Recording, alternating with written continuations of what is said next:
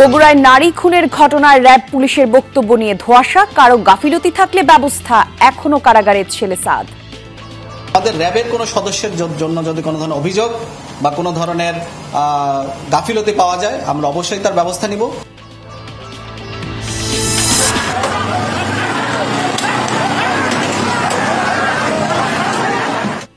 গাজীপুরে ঝুট ব্যবসার নিয়ন্ত্রণ নিয়ে বিএনপির দুপক্ষের ধাওয়া পাল্টা ধাওয়া, যানবাহন ভাঙচুর, পাবনায় সংঘর্ষে নিহত এক। রংপুরে গণঅভ্যুত্থানে নিহতদের পরিবারকে আর্থিক সহায়তা, আহতদের পাশে থাকবে জুলাই শহীদ স্মৃতি ফাউন্ডেশন। যাদের চিকিৎসা দেশে করা সম্ভব না এবং তাদেরকে পুনর্বাসনের জন্য যেভাবে তাদেরকে প্রশিক্ষণ দিতে হয় বা সহযোগিতা করতে হয় সেটা আমরা করব। হেমন্তেও জলাবদ্ধ ফরিদপুরের বোয়ালমারী পৌরসভা, অপরিকল্পিত ড্রেনেজ আর খাল ভরাটে বাধাগ্রস্ত পানি প্রবাহ, বাড়ছে দুর্ভোগ। এরকম চলা যায়, পানি এভাবেই রয়েছে, পানি শুকাবে রোদ্দুরে। তাই আমরা স্কুলে যাই, যে সময় জামা কাপড় হাতে নিয়ে রোডের পর পরে তারপরে স্কুলে যাই, আবার স্কুলে এসে জামা কাপড় খুলে ঘরে নেয়। জলবায়ু পরিবর্তন, নদী দূষণ সহ নানা কারণে কমছে ইলিশের স্বাদ ও গন্ধ, ধরা পড়ছে না বড় মাছ, কার্যকর পদক্ষেপের তাগিদ। বর্তমান সময়ে যে সমস্ত ইলিশ, এটি ঠিক যেন পূর্বের মতো স্বাদ ওইভাবে পাওয়া যাচ্ছে না।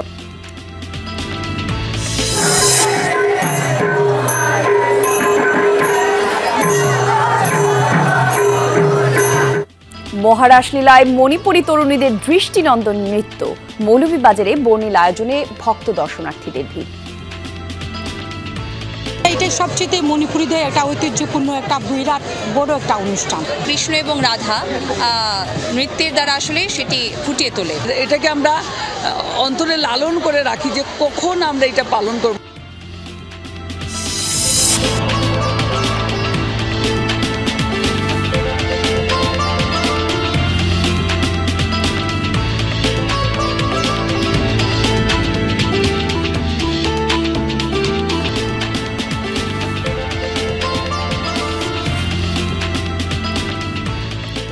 বিরতিহীন সংবাদ সারাদেশে আমন্ত্রণ আপনাদের সবাইকে, সাথে আমি জান্নাতুল কুলি আছি। এতক্ষণ দেখছিলেন শিরোনামগুলো। বগুড়ায় গৃহবধূ সালমার হত্যার ঘটনায় র‍্যাব এবং পুলিশের বক্তব্য নিয়ে ধোঁয়াশা তৈরি হয়েছে। র‍্যাবের বর্ণনায় গাফিলতি আছে কিনা খতিয়ে দেখা হচ্ছে বলে জানিয়েছেন আইন এবং গণমাধ্যম শাখার পরিচালক। এদিকে ৩ দিনের রিমান্ড শেষ হলেও এখনো কারাগারে নিহতের ছেলে সাদ। 10 নভেম্বর 2024 দুপচাচিয়ার জয়পুরপাড়া এলাকায় নিজ বাসার ডিপ ফ্রিজে মিলে গৃহবধূ সালমার মরদেহ। পরদিন স্বামী ও ছোট ছেলে সাদকে আটক করে র‍্যাব। জানানো হয় মায়ের খুনি সন্তানই। ঢুকে তার মাকে পিছন থেকে জাপটে ধরে হচ্ছে নাক এবং মুখ চেপে ধরে, এর ফলে শ্বাসরোধে ভদ্রমহিলা মারা যান। তবে পুলিশের তদন্তে ঘটনাটি নতুন মোড় নেয়। তারা জানান, ছেলে নয়, খুনি বাড়ির ভাড়াটিয়া নারী ও তার 2 সহযোগী। তাদের গ্রেফতার করা হয়েছে। প্রাথমিকভাবে আমরা তার বিষয়ে কোনো সাক্ষ্য প্রমাণ পাই নাই। পুলিশ ও র‍্যাবের ভিন্ন তথ্য নিয়ে তৈরি হয়েছে ধোঁয়াশা। এ বিষয়ে দুপুরে ব্রিফিং করেছেন র‍্যাবের আইন ও গণমাধ্যম শাখার পরিচালক। তিনি জানান, বিষয়টি খতিয়ে দেখা হচ্ছে, কারো গাফিলতি থাকলে নেওয়া হবে ব্যবস্থা। তদন্তে বিভিন্নতা থাকতে পারে, তদন্ত বিভিন্নতার মোড় হয়। আমাদের র‍্যাবের কোনো সদস্যের জন্য যদি কোনো ধরনের অভিযোগ বা কোনো ধরনের গাফিলতি পাওয়া যায়, আমরা অবশ্যই তার ব্যবস্থা নিব। সাদের 3 দিনের রিমান্ড শেষ হয়েছে শুক্রবারই। তবে এখনও কারাগারে তিনি। আইনগত প্রক্রিয়া শেষে মিলবে তার মুক্তি। ছেলের দেওয়া জবানবন্দি অনুযায়ী কিন্তু আমরা কাজ করেছি এবং তার স্পষ্ট জবানবন্দি ভিডিও ফুটেজ সহ আমাদের কাছে আছে। তিনি যখন কথা বলছিলেন এবং তিনি যখন এই জবানবন্দি দিচ্ছিলেন আমাদের কাছে, তার পাশের রুমে তার আত্মীয়স্বজন ছিলেন। পুলিশের তথ্য অনুযায়ী মাদক ব্যবসা ও অনৈতিক কাজে বাধা দেয় এই হত্যাকাণ্ড। এই ঘটনায় মুসলিম নামে একজন জবানবন্দি দিয়েছেন, বাকি 2 জন মাবিয়া ও সুমন আছে 2 দিন করে রিমান্ডে। হুমায়ুন রশিদ, যমুনা নিউজ। ঝুট ব্যবসার নিয়ন্ত্রণ নিয়ে গাজীপুরে আবারও বিএনপির দুপক্ষের সংঘর্ষ হয়েছে। বিকেলে মহানগরীর ২৭ এলাকায় এই ঘটনা ঘটে। পুলিশ জানায় ঝুট ব্যবসার নিয়ন্ত্রণ নিয়ে স্থানীয় বিএনপির দুটি পক্ষে বিরোধ চলছিল, আর এরই জেরে দেশীয় অস্ত্র নিয়ে সংঘর্ষে জড়ায় তারা। চলে ধাওয়া পাল্টা ধাওয়া, ছড়িয়ে পড়ে আতঙ্ক। এ সময় বেশ কিছু যানবাহন ভাঙচুর করা হয়, পরে পুলিশ গিয়ে পরিস্থিতি নিয়ন্ত্রণে আনে। এলাকায় উত্তেজনা বিরাজ করছে। এই ঘটনায় জোরদার আছে নিরাপত্তা ব্যবস্থা।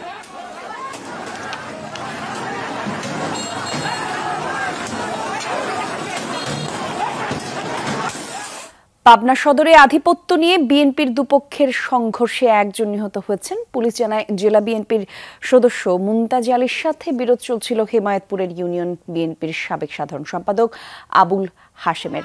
গতরাতে দুপক্ষের বাগবিতণ্ডা হয়। এরই জেরে সকালে বেতেপাড়া এলাকায় সংঘর্ষ হয়। হাশেম গ্রুপের জালাল উদ্দিনকে পিটিয়ে এবং ছুরিকাঘাত করা হয়। প্রথমে স্থানীয় হাসপাতালে তাকে ভর্তি করা হয়। গুরুতর অবস্থায় রাজশাহী মেডিকেলে নেয়ার পথে মারা যান তিনি। মাদারীপুরের কালকিনিতে দুর্বৃত্তদের হামলায় আহত বিএনপির কর্মী সুজন সর্দার চিকিৎসাধীন অবস্থায় মারা গেছেন। শুক্রবার রাতে ঢাকা মেডিকেলে মারা যান তিনি। পুলিশ জানায় ১৪ নভেম্বর দুপুরে ফাঁসিয়াতলা বাজারে সভার আয়োজন করে বিএনপি এবং সেখানে যাচ্ছিলেন সুজন সহ দলটির কিছু নেতা কর্মী।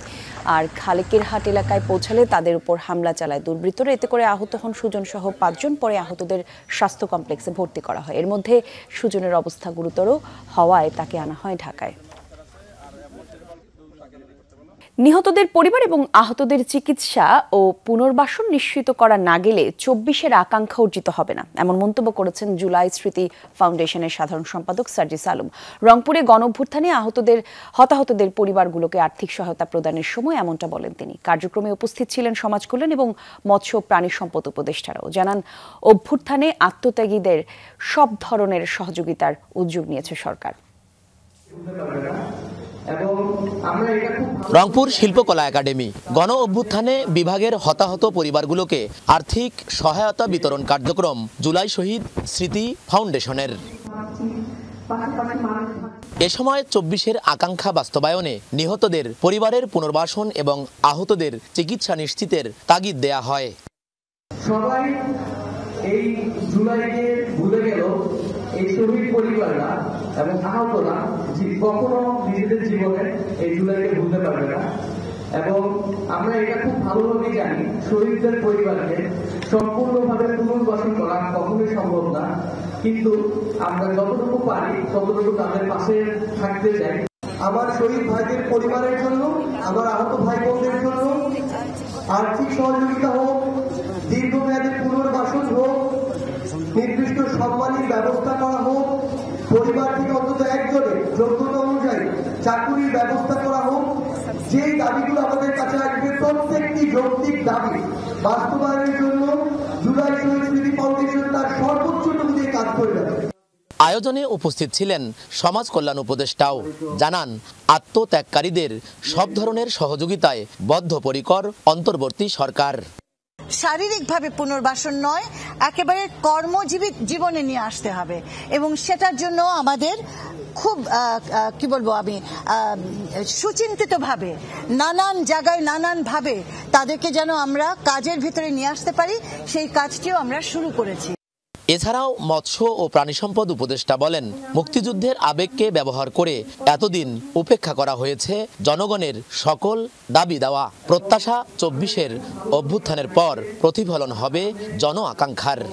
তাদেরকে দরকার হলে বিদেশ পাঠানো হবে, যাদের চিকিৎসা দেশে করা সম্ভব না, এবং তাদেরকে পুনর্বাসনের জন্য যেভাবে তাদেরকে প্রশিক্ষণ দিতে হয় বা সহযোগিতা করতে হয় সেটা আমরা করব। অনুষ্ঠান শেষে রংপুর বিভাগের হতাহতদের পরিবারের কাছে সহায়তার চেক হস্তান্তর করা হয়। সরকার, মাঝারুল মান্নান, যমুনা নিউজ, রংপুর। কারো দুচোখ ক্ষতিগ্রস্ত তো কেউ শরীরে বয়ে বেড়াচ্ছেন বুলেটের ক্ষত। মাদারীপুরে ছাত্র জনতার আন্দোলনে যোগ দিয়ে হামলায় আহত হয়েছেন অনেকেই। অর্থাভাবে ব্যাহত হচ্ছে অর্ধশত মানুষের চিকিৎসা। যাদের ত্যাগের বিনিময়ে এসেছে এত বড় পরিবর্তন, তাদের অনেকেই এখনো বিছানায় কাতরাচ্ছেন অসহ্য যন্ত্রণায়।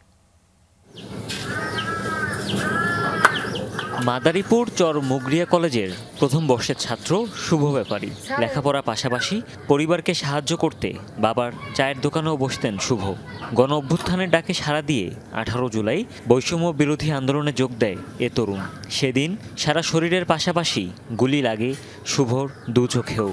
তারা উল্টা আমাদেরকে গুলি করে ফায়ার করে ওখান থেকে আমাদের ধাওয়ানোর চিন্তা ভাবনা করে। তখন আমরা পালাইতে পারবো কিভাবে ওইটা মাথায় ছিল না। তবে আমাদের সাথে যে মেয়ে শিক্ষার্থীগুলো ছিল ওদেরকে বাঁচাতে গিয়ে আজ আমার একটি চোখ নষ্ট হয়ে গেছে। একটা চোখ তার এই পর্যন্ত অন্ধ, তার পাশাপাশি আর একটা চোখও অন্ধর মতোই কম দেখে। আমি 2 লক্ষ টাকা দিয়ে আমার ছেলের ট্রিটমেন্ট করে আনছি, এখনো আমার ছেলে সুস্থ হয় নাই।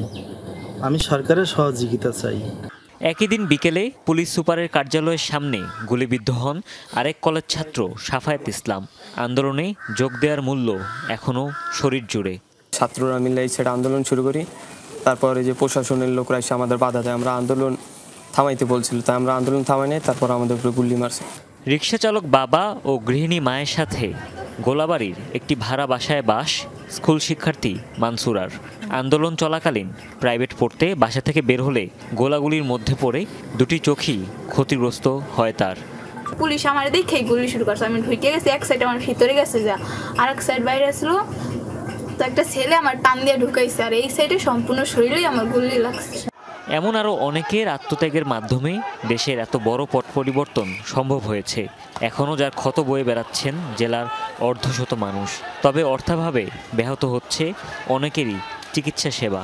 মানুষকে গুলি লাগে, তারপরে বাসায় চলে যায়। তারপরে ঢাকায় যাওয়ার পরে আমার 2টা অপারেশন হয়েছে, আরও 2টা অপারেশন বাকি আছে আমার। তাদের যেন সুনির্দিষ্টভাবে চিকিৎসা করা হয় এবং তাদের শরীরে যেন গুলিগুলো বা আর যারা বিভিন্নভাবে আহত আছেন, ইনজুরিড অবস্থা আছেন, চিকিৎসা যেন প্রদান করা হয়। আহতদের যে কোনো সহায়তায় পাশে থাকার আশ্বাস পুলিশের। ছাত্র জনতার যে গণ অভ্যুত্থান সেই সংক্রান্তে আহত কেউ যদি কোনো ধরনের আইনি সহায়তা প্রয়োজন বোধ করেন, আমাদের কাছে আসলে আমরা তাদের কাছে আইনি সহায়তা প্রদান করব। আন্দোলন দমাতে মাদারীপুরে সবচেয়ে বড় সহিংসতা হয় 18 ও 19 জুলাই। ঘটনার তদন্তে জেলা পুলিশের পক্ষ থেকে আলাদা 5টি কমিটি গঠন করা হয়েছে। হুমায়ুন রশিদ, যমুনা নিউজ। আনুপাতিক প্রতিনিধিত্ব ভিত্তিক নির্বাচন ব্যবস্থা সহ বিভিন্ন দাবিতে রাজশাহীতে সংবাদ সম্মেলন করেছে সুশাসনের জন্য নাগরিক সুজন। দুপুরে ভোটার সচেতনতা এবং নাগরিক সক্রিয়তা কার্যক্রমের অংশ হিসেবে নগরীর একটি হোটেলে সংবাদ সম্মেলন করে সংস্থাটি। বক্তারা বলেন, রাজনৈতিক সংস্কৃতিতে পরিবর্তন আনতে নির্বাচন কমিশন, নিয়োগ আইন এবং নির্বাচন পদ্ধতি সংস্কার করতে হবে, নয়তো কোনো সংস্কারই টেকসই হবে না। সুপারিশগুলোর মধ্যে রয়েছে নির্দলীয় তত্ত্বাবধায়ক সরকার ব্যবস্থা পুনরায় চালু, দ্বিকক্ষ বিশিষ্ট পার্লামেন্ট প্রতিষ্ঠা, রাষ্ট্রপতি ও প্রধানমন্ত্রীর ক্ষমতার ভারসাম্য সৃষ্টি সহ অসাম্প্রদায়িক বৈশিষ্ট্যের সংবিধান করা।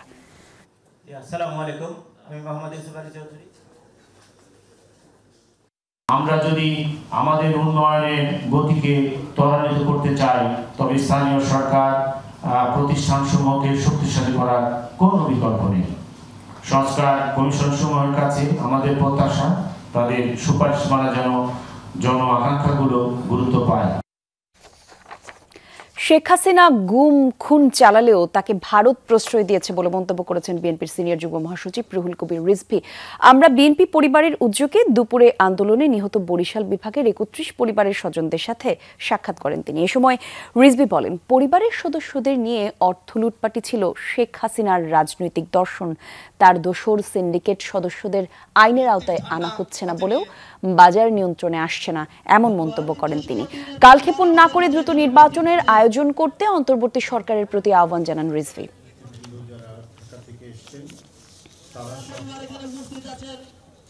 বড় কথা হচ্ছে এই দেশটাকে তার বাপের জমিদারি মনে করত এবং এই জমিদারির তার যাতে হাতছাড়া না হয় এই কারণে তিনি গুম খুন মানুষ হত্যা করতে, তার বিরোধীদেরকে নিশ্চিহ্ন করে দিতে ন্যূনতম দ্বিধা করেননি, কুণ্ঠিত হননি। বকেয়া বেতনের দাবিতে নবীনগর চন্দ্রা মহাসড়কে অবরোধ করে রেখেছে বেক্সিমকো ইন্ডাস্ট্রিয়াল পার্কের পোশাক শ্রমিকরা। সকাল থেকে কারখানার ফটকে জড়ো হয়ে বিক্ষোভ শুরু করে তারা। পরে মিছিল নিয়ে চন্দ্রা নবীনগর সড়কের চক্রবর্তী এলাকায় অবস্থান নেন তারা। এতে করে বন্ধ হয়ে যায় সেখানকার যানবাহন চলাচল আর দেখা দেয় দীর্ঘ যানজটের।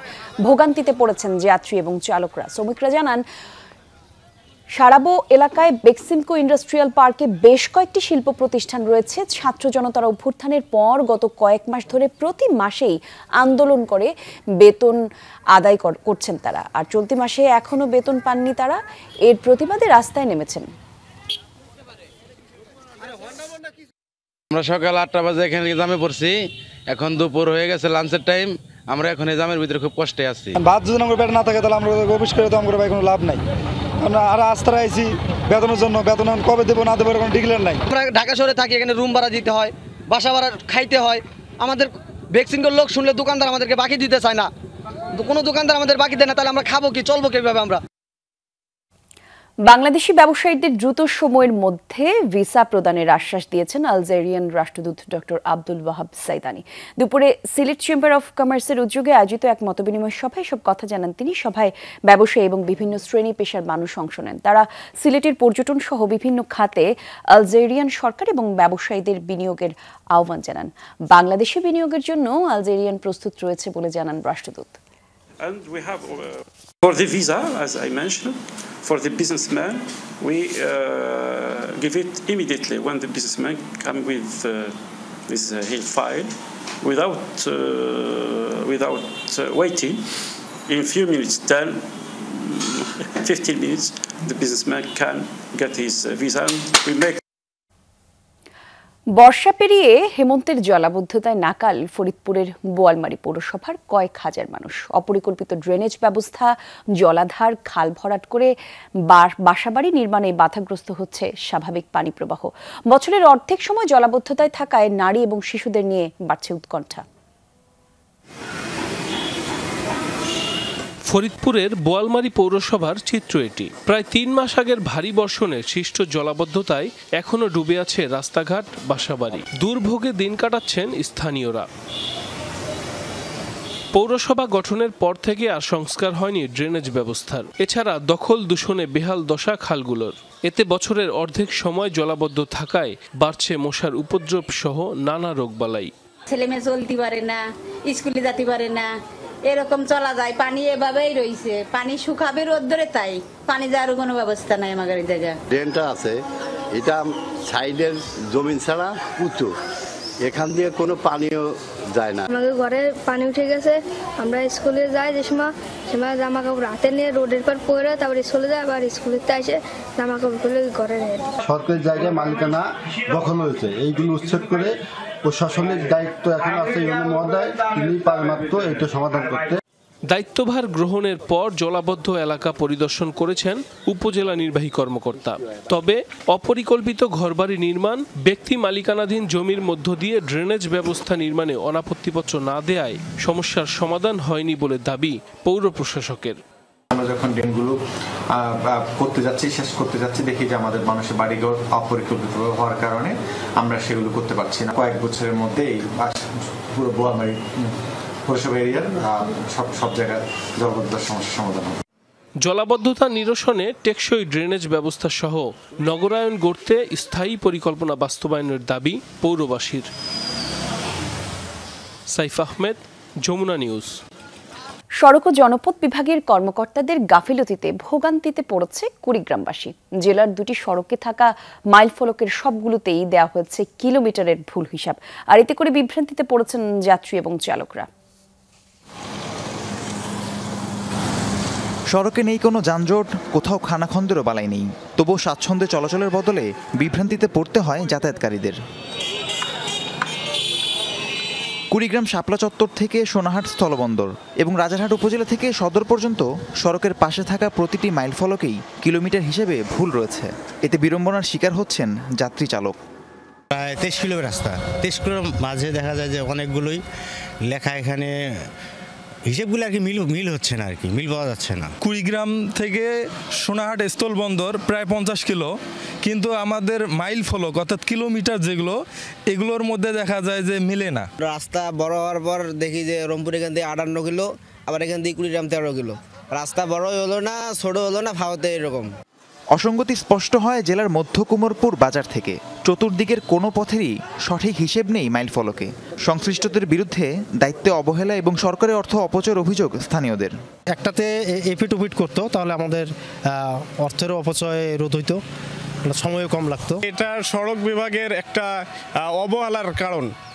এখানে সরকার কোটি কোটি টাকা ব্যয় করে, দেখা গেছে যেটা আগে হবে ওটা পরে দিচ্ছে, এরকম উল্টাপাল্টা করছে, ঠিক নাই আর কি। ওই মাইল মিটার হিসাব করলে তো আমরা রোড চলতে পারবো না। এই বিষয়ে জানতে চাইলে সড়ক ও জনপথ কর্মকর্তা বলেন, গুগল ম্যাপ থেকে দূরত্বের হিসেব নেওয়ার কারণেই কিছু গরমিল হয়েছে। কিলোমিটার পোস্টে যে ডিস্টেন্সে আপনি একটু তারতম্য দেখতেছেন, এটা মূলত গুগল থেকে নেওয়া। গুগলে এই শো করে হচ্ছে আমার তেমনি থেকে যে রাস্তাটা রাজারহাট হয়ে তিস্তাকে লাগছে, এটা গুগলে শো করে।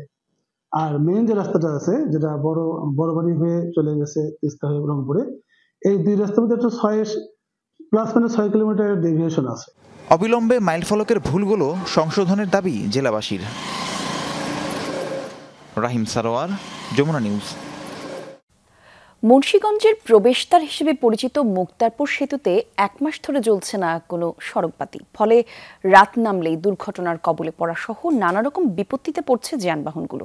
অন্ধকারের সুযোগে বেড়েছে মাদকসেবীদের আনাগোনা, ছিনতাই সহ নানা শঙ্কা নিয়ে সেতু পার দিতে হচ্ছে পথচারীদের। কর্তৃপক্ষের দাবি, সড়ক বাতির যন্ত্রাংশ চুরি হয়ে গেছে, মেরামত করা হবে দ্রুতই। ধলেশ্বরী নদীর উপর মুক্তারপুর সেতু নদীবেষ্টিত জেলা মুন্সিগঞ্জে প্রবেশের অন্যতম প্রধান পথ। দিনে রাতে চলাচল হাজার হাজার যানবাহনের। রাত হলে পাল্টে যায় এই সেতু ও আশেপাশের পরিবেশ। প্রায় 1 মাস ধরে অকেজো সবগুলো সড়কবাতি। এতে সন্ধ্যার পর অন্ধকারে বিপত্তিতে পড়তে হচ্ছে যানবাহন চালক আর পথচারীদের। অন্ধকারে সুযোগে বেড়েছে ছিনতাইকারী ও মাদকসেবীদের দৌরাত্ম্য। লাইট না থাকার কারণে অনেক ড্রাগ এডিক্টেড যারা থাকে সাধারণত তারা এসে হয়তো এইদিকে ড্রাগ নেওয়ার একটা সুযোগ পেয়ে যাবে। এটাও আমাদের সাধারণ মানুষের চলাচলের ব্যাঘাত ঘটবে এবং আমরা খুবই ইনসিকিউর ফিল করবো। এটা স্বাভাবিক। যে যতগুলো গাড়ি প্রতিদিন যাচ্ছে আসতেছে, আমরা সবগুলো গাড়ি ঠিকমতো নিয়মিত টোল দিয়ে যাচ্ছি। আমাদের টোল তো কোনো মৌকুফ হয়নি, তাহলে এই লাইটগুলো কেন জ্বলবে না? আমাদের টোল প্লাজার লাইটগুলো তো ঠিকই জ্বলতেছে। এখানে যদি লাইট না থাকে তো অনেক সময় চুরি ছিনতে হয়, আমাদের অনেক সময় অনেক সমস্যা হচ্ছে। তো এটা হলে আরো লাইট থাকলে আরো আমাদের আরো সেভ হয়। লাইটগুলোর কারণে দেখা গেছে অনেক টাইমে মানুষ পারাপার হইতে গেলেও মানে দেখা যায় না, দুর্ঘটনা ঘটতে পারে। এদিকে সেতু বিভাগের দাবি, চুরি হয়েছে বৈদ্যুতিক যন্ত্রাংশ। অভিযোগ করা হয়েছে থানায়। কবে নাগাদ পরিস্থিতি স্বাভাবিক হবে জানে না কেউ। কে বা কারা বিদ্যুৎ লাইনকে কর্তন করে এবং আমাদের সাবস্টেশন থেকে কিছু গুরুত্বপূর্ণ যন্ত্রাংশ চুরি করে নিয়ে যায়। প্রয়োজনীয় যন্ত্রাংশ ক্রয় করে মেরামতের উদ্যোগ নিয়েছে। আশা করি এই চুরির বিষয়ে ইতিমধ্যে সংশ্লিষ্ট থানায় একটি অভিযোগ দায়ের করা হয়েছে। সত্যতা যাচাইয়ের পর আইনানুগ ব্যবস্থা নেওয়ার আশ্বাস পুলিশের। ঘটনাস্থল পরিদর্শন করেছি এবং আমরা বিষয়টা যাচাই করতেছি যে আসলে এই ঘটনাটি আসলে কতটুকু সত্য। যদি চুরি হয়ে থাকে সেক্ষেত্রে কারা করছে তদন্ত করতেছি। আমরা তদন্ত সাপেক্ষে আমরা অবশ্যই আইনগত ব্যবস্থা নেব। 1.5 কিলোমিটার দৈর্ঘ্যের সেতুতে 52টি বাতি রয়েছে। সেতু কর্তৃপক্ষের হিসাবে বিভিন্ন গন্তব্যে প্রায় 15,000 যানবাহন প্রতিদিন পাড়ি দেয় মুক্তারপুর সেতু। নিকশ কালো আধারে ভয় আর শঙ্কা নিয়ে এখন পাড়ি দিতে হচ্ছে মুন্সিগঞ্জের প্রধান এই সেতু। দ্রুত সংস্কারের মাধ্যমে সেতুর বাতিগুলো জ্বলে উঠবে আবার, এমনটাই প্রত্যাশা এখন সবার। আরাফাত রায়হান সাকিব, যমুনা নিউজ, মুন্সিগঞ্জ। নরসিংদীর রায়পুরায় জাতীয় বিপ্লব এবং সংহতি দিবস উপলক্ষে র্যালি করেছে বিএনপি। সকালে রায়পুরা গার্লস স্কুল মাঠ থেকে শুরু হয় র্যালি। শহরের বিভিন্ন সড়ক প্রদক্ষিণ করে রাজিউদ্দিন অডিটোরিয়াম মাঠে গিয়ে তা শেষ হয়। এতে অংশ নেন সহযোগী সংগঠনের নেতাকর্মীরাও। শোভাযাত্রার শেষে সংক্ষিপ্ত সমাবেশ অনুষ্ঠিত হয়। এ সময় নির্বাচনের জন্য নেতাকর্মীদের প্রস্তুতি নেয়ার আহ্বান জানান বক্তারা।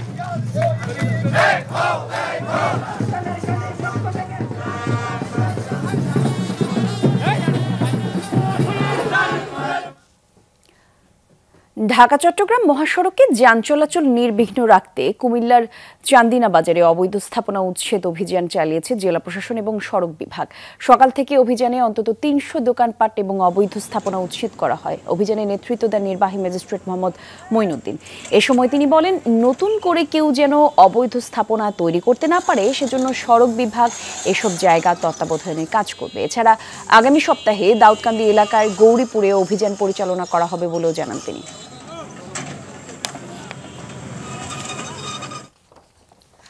কমে যাচ্ছে ইলিশের স্বাদ আর গন্ধ, ধরা পড়ছে না বড় মাছও। এজন্য জলবায়ুর পরিবর্তন, নদী দূষণ, ডুবোচরে ইলিশের গতিপথ বদল সহ নানা কারণকে দায়ী করছেন গবেষকরা।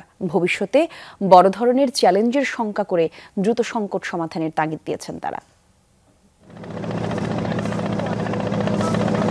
উচ্চ শব্দে একের পর এক ছুটছে ইঞ্জিন চালিত ট্রলার। নদী সাগরে দাপিয়ে বেড়াচ্ছেন জেলেরা। ইলিশ শিকারে তারা ব্যবহার করছেন নানা ধরনের জাল। ধরা পড়ছে অপরিপক্ক মাছ। এর পাশাপাশি ডুবোচর সহ নাব্য সংকট। এতে গতিপথ বদলাচ্ছে ইলিশ, সরে যাচ্ছে অভয়াশ্রম থেকে।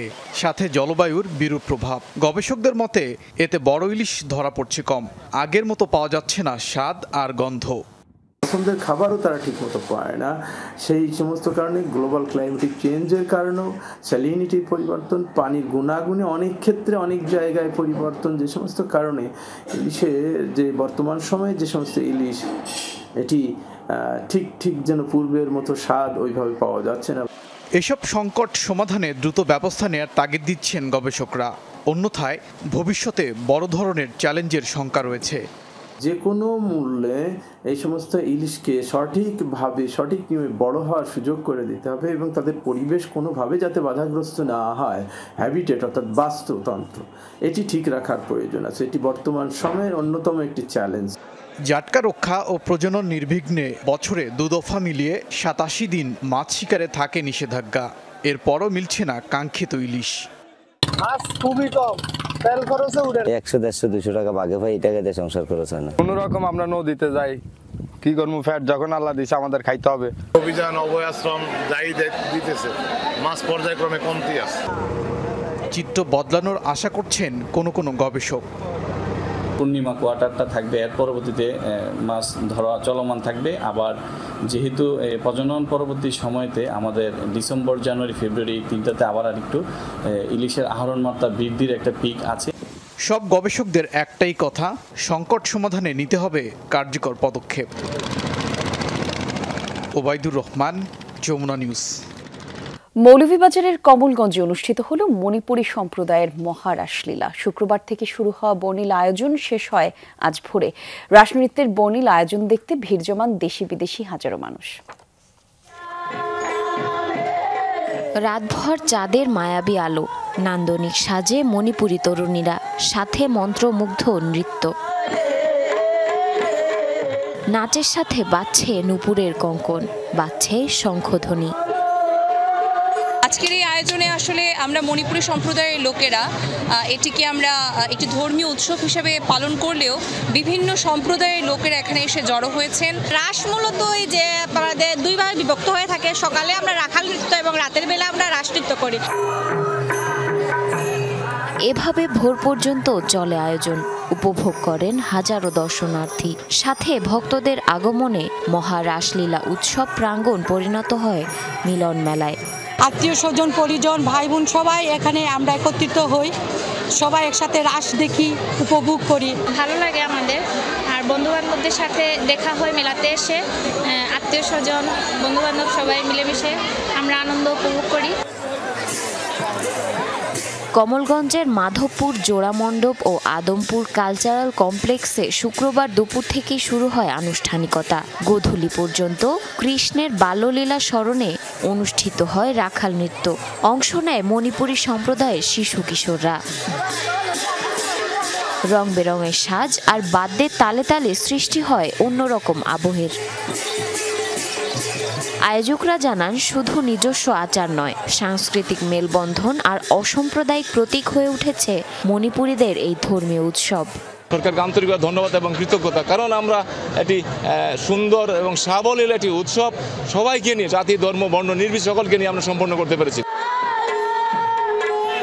কথিত আছে মণিপুরী মহারাজা ভাগ্যচন্দ্র সিংহ 1779 সাল থেকে রাস উৎসবের প্রচলন শুরু করেন। এরপর থেকেই প্রতি বছর কার্তিকের পূর্ণিমা তিথিতে এই আয়োজন করা হয়।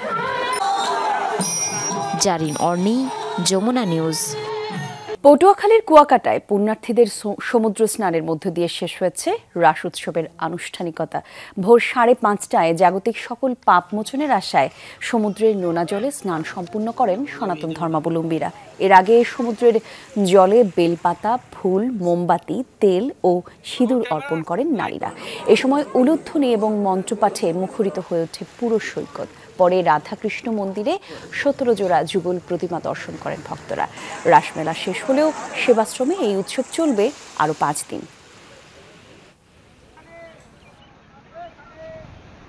আমি আসছি অনেক মানুষের উপস্থিতি এবং সমাগম আমরা দেখতে পেয়েছি, যেটা অন্য সময় সাধারণত দেখা যায় না। আমাদের মনে রাখি একটা বিশ্বাস যে এখানে স্নান করলে আমরা সহস্র পাপরাশি থেকে মুক্তি পাবো। দূর দূরান্ত থেকে হাজার হাজার লক্ষ লক্ষ ভক্তরা আসেন তাদের মনের ইচ্ছা পূর্ণ করার জন্য। তো এই দৃশ্য এই প্রথম দেখলাম আমি। এই ছিল সংবাদ সারা দেশে।